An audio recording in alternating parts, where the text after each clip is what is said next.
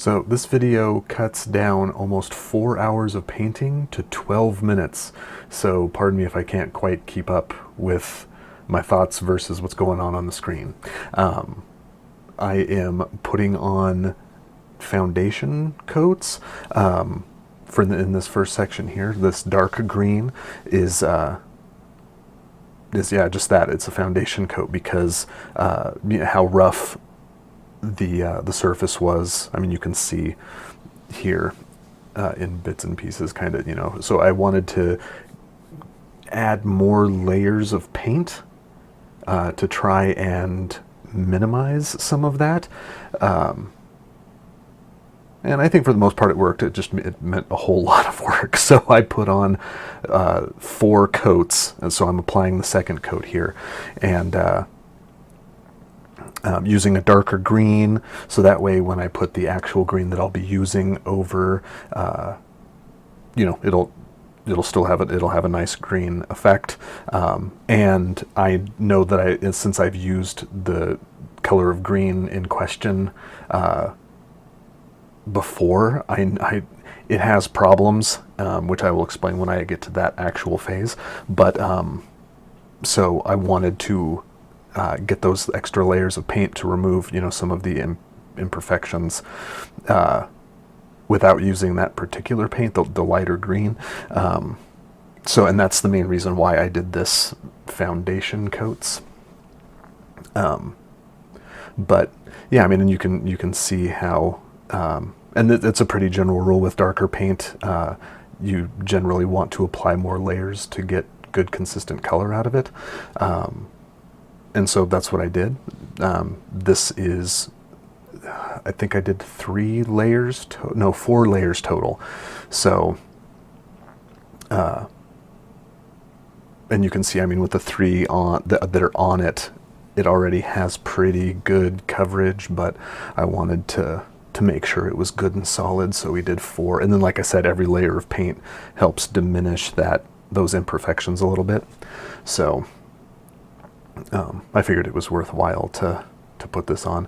So just to give you an idea, though, this particular section is time-lapsed at 3,000 times normal speed. So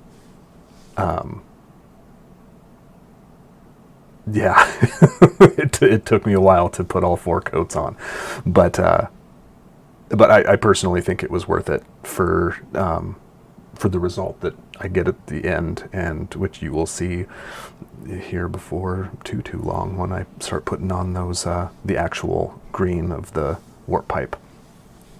So I'm going to start applying the green to the warp pipe here, and you can see it's a pretty stark difference between that dark green and the green that is a warp pipe green, I guess, for the lack of a better way to put it.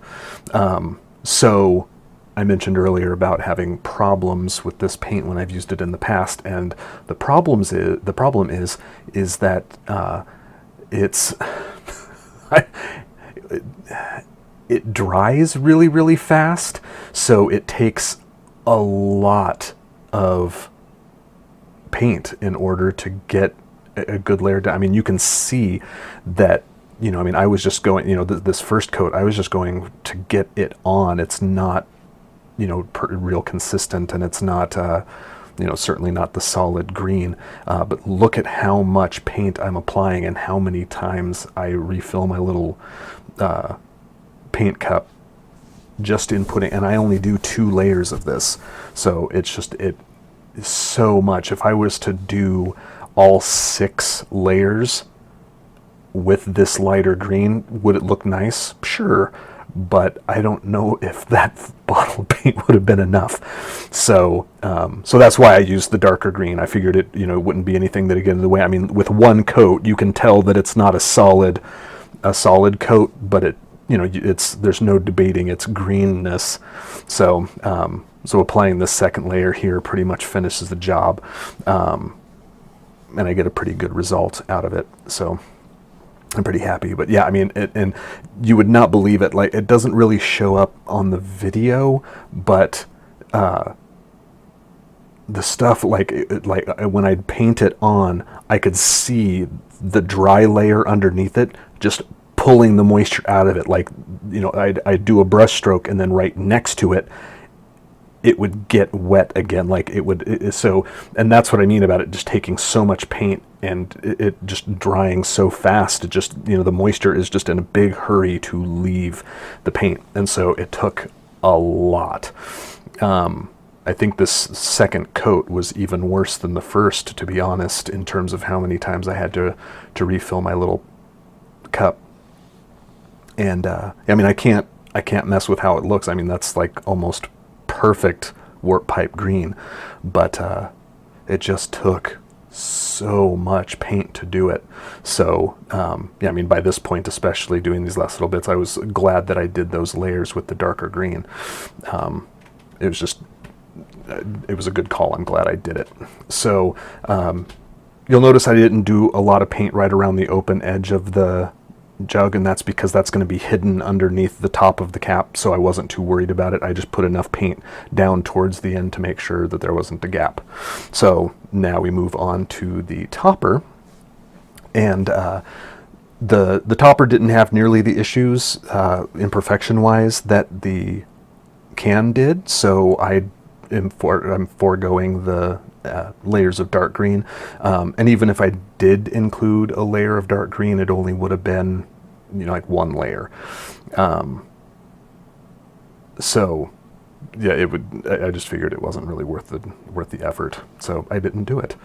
I kind of went heavy-handed on the paint because I didn't want to do 50 layers of this just to get a good consistent coat, so I put it on pretty heavy. And actually it ended up looking really good after the second coat, which you'll see here in a bit. But yeah, I only applied 2 coats, and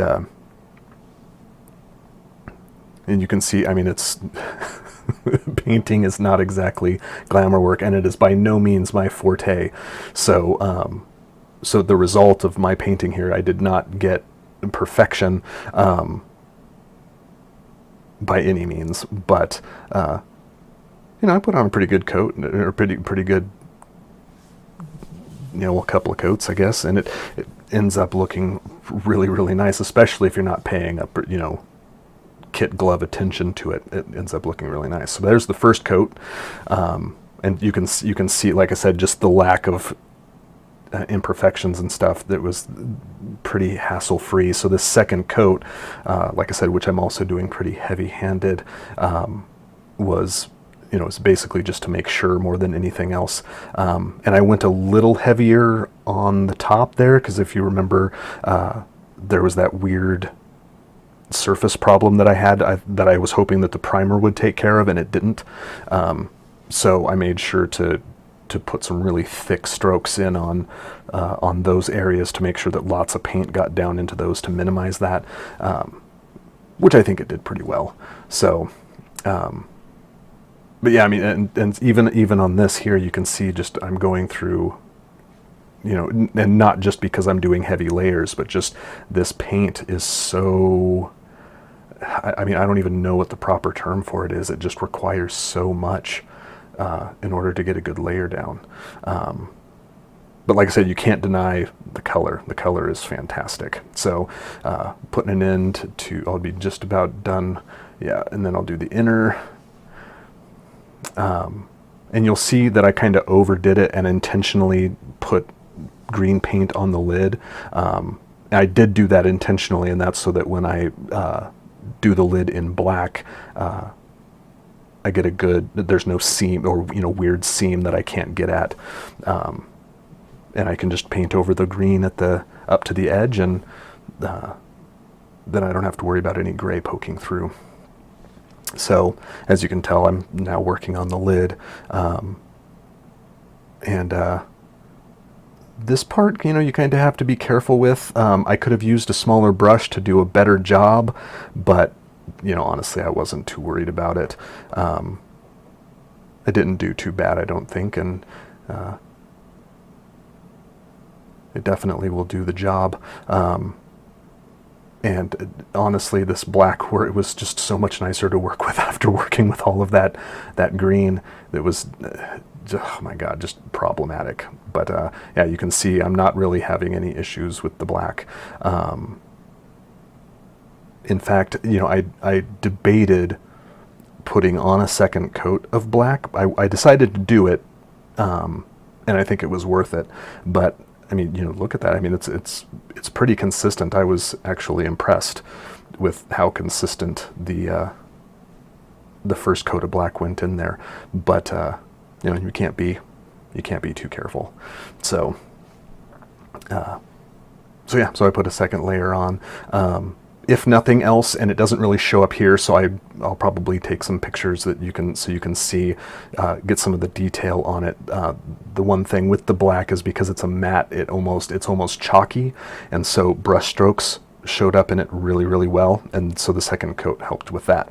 So what I am doing here is I was attempting to dry brush into some, I don't know what they're called, but it's a trick I learned from doing mini vehicles for miniature war games, and that is if you paint a lighter color on an edge, you know, like give it a line right at that edge, it kind of gives you more definition and like a sense of depth that isn't actually there. I mean, in this case, the depth actually is there, but having these lines of the lighter, you know, it's a complementary green, but it's lighter, will help the lid's visibility. Yeah, see, I just went up and checked to see how visible it was, and so now I'm thickening up those lines because they weren't quite thick enough.